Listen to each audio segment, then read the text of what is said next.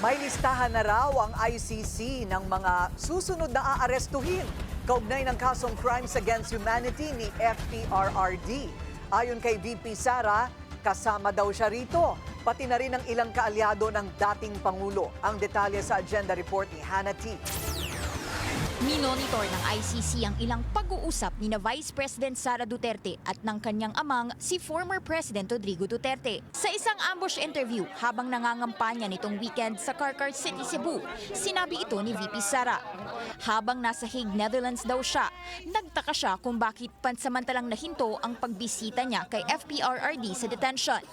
At nang payagan ulit, recorded na ang conversation nila ng kanyang ama. Lumagi sa Hague si VP ng halos isang buwan bago bumalik sa Pinas para mangampanya para sa PDP laban senatorial slate.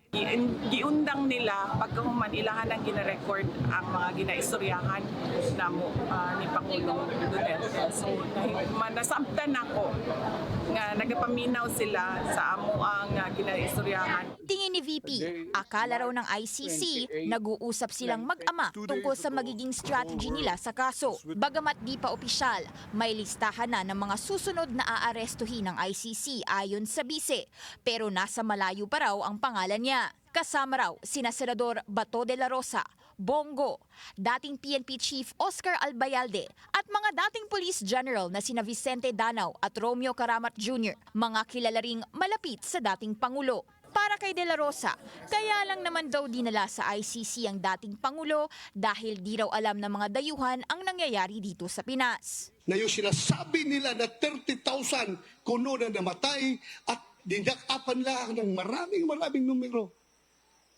Yun ay lahat na yun ay mga fake news. Habang nangangampanya sa Mangaldan, Pangasinan kagabi kasama ang PDP, sinabi niyang may masaya raw sa pagkakaakusa sa dating Pangulo. Ang masaya ay yung CPP, NPA, NDF. Sila pong nasa likuran nitong lahat na ito. Naggagamitan na sila. Yung mga nakaupo sa power, ginagamit yung mga makakaliwa.